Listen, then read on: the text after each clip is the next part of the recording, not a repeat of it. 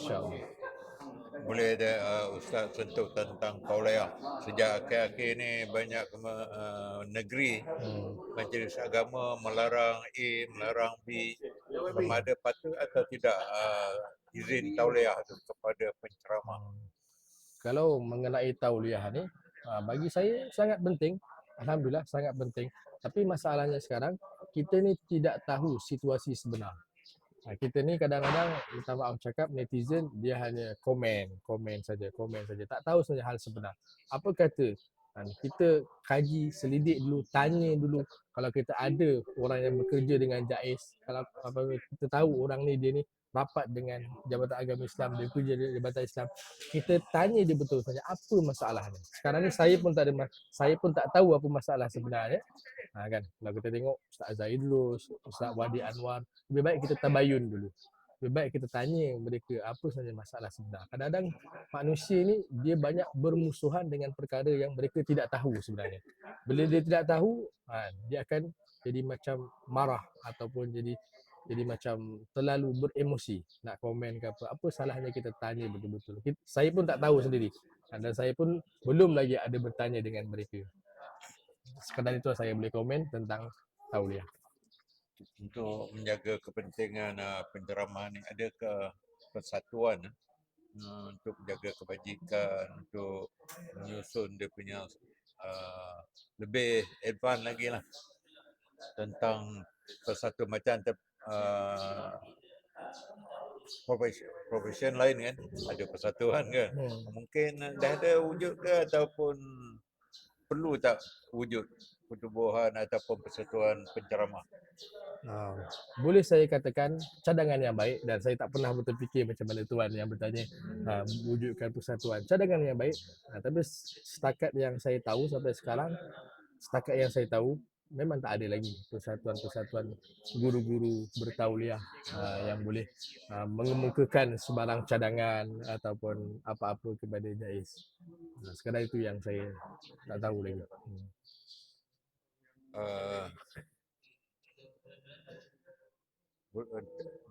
Dalam masyarakat yang pelbagai ideologi parti politik ni, macam mana Ustaz punya pandangan lah kan untuk menyatukan dia orang ni?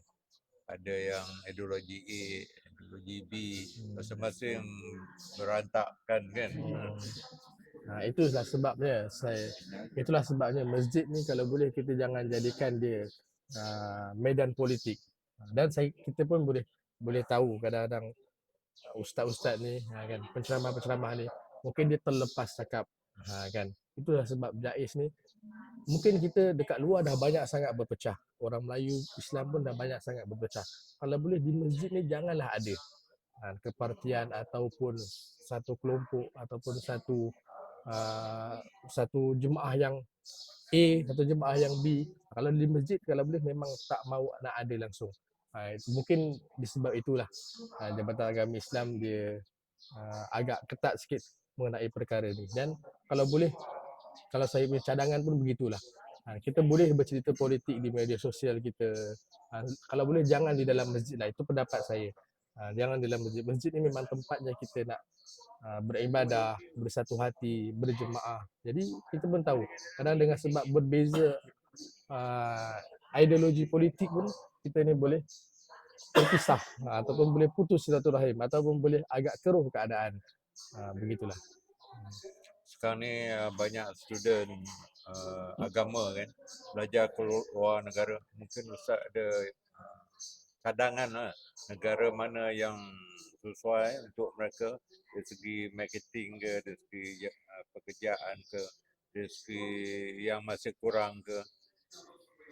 Negara mana yang lebih advance, yang sesuai dengan student agama ni? Kalau saya punya cadangan, belajar agama ni, kalau di Malaysia ni yang masyhurnya ialah Mesir ataupun Jordan, ada juga Madinah. Sebenarnya di mana-mana pun insya-Allah kita boleh belajar Dan saya pun tak boleh lah nak mencadangkan saya punya tempat saja. Kan. Dan saya pun kena berlapang dada dengan tempat yang lain orang belajar. Jadi yang penting sebenarnya kat mana-mana kita belajar pun insya-Allah hasilnya boleh jadi. Kalau kita betul-betul sungguh-sungguh dalam belajar. Di mana-mana kita belajar pun kalau waktu kita belajar betul-betul sungguh-sungguh tertib, jadi orang yang masuk kelas tak miss, mengikut peraturan. Insya-Allah bila kita keluar daripada satu institusi agama, kita pun boleh jadi orang yang ditauladani dan orang yang boleh dicontohi. Tapi kalau ketika kita dah belajar pun, walaupun tempat tu famous, tempat tu terkenal, tapi kalau kita sendiri tak ubah kita punya sikap ketika kita belajar, kita keluar pun kita masih dalam keadaan yang sama. Bagi saya, di mana kita belajar di Malaysia pun sebenarnya banyak tempat-tempat yang bagus untuk belajar. Dan ada juga diploma, degree sehingga PhD, ataupun sistem pondok pun boleh, di mana-mana pun boleh. Yang penting bila kita belajar agama, bila kita keluar, kita sampaikan agama semampu kita. Tak semua orang yang belajar agama ni dia memiliki semua kepakaran. Mungkin ada orang kepakarannya dalam fadilat amal. Jadi bila dia berceramah, dia cerita fadilat amal saja. Mungkin ada orang dia kepakarannya dalam ilmu faraid. Dalam berceramah, dia cerita ilmu faraid. Mungkin dalam tafsir. Jadi ambillah mana-mana bidang, yang penting kita ada sampaikan ilmu kepada masyarakat, insya-Allah. Uh, last sekali mungkin Ustaz ada apa nak beri maklum kepada generasi muda, kepada pesara, dan 5 tahun akan datang, ke mana Ustaz nak bawa kita orang ni, orang masjid ni kan, apa yang akan berlaku 5 tahun akan datang pada pandangan Ustaz lah, dari segi politik ke, ekonomi ke, agama ke. Kalau untuk generasi muda, saya boleh beri cadangan, sekarang ni ilmu mudah untuk kita dapati. Mungkin daripada segi, mungkin kita boleh dapati daripada media sosial pun. Sebenarnya handphone contoh. Handphone ni kalau kita pandang dari segi positif, maka positif kita akan dapat banyak dalam handphone. Kalau kita tak pandai nak membawa diri kita dalam handphone, dalam teknologi, maka kita akan hanyut, kita akan jauh daripada Allah Subhanahu Wa Taala. Kalau kita pandai bawa diri kita, jadi kita boleh belajar agama banyak dalam handphone. Kita boleh belajar agama. Kan, melalui ceramah. Kalau tak faham, tanya balik dengan ustaz tu. Mungkin ustaz tu sendiri dia ada dia punya Facebook sendiri kan. Mungkin dia ada nombor WhatsApp dia pun dia ada.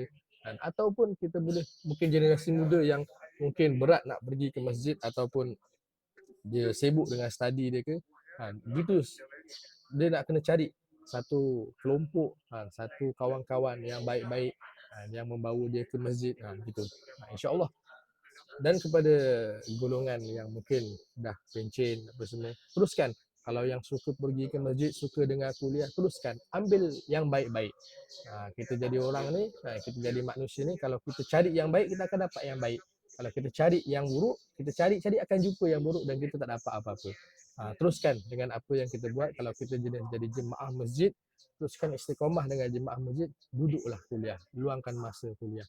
Kalau boleh lagi bagus, kuliah tu kita catat apa yang kita dengar. Dan bila balik rumah, kita syarah balik kepada isteri kita, kepada anak kita.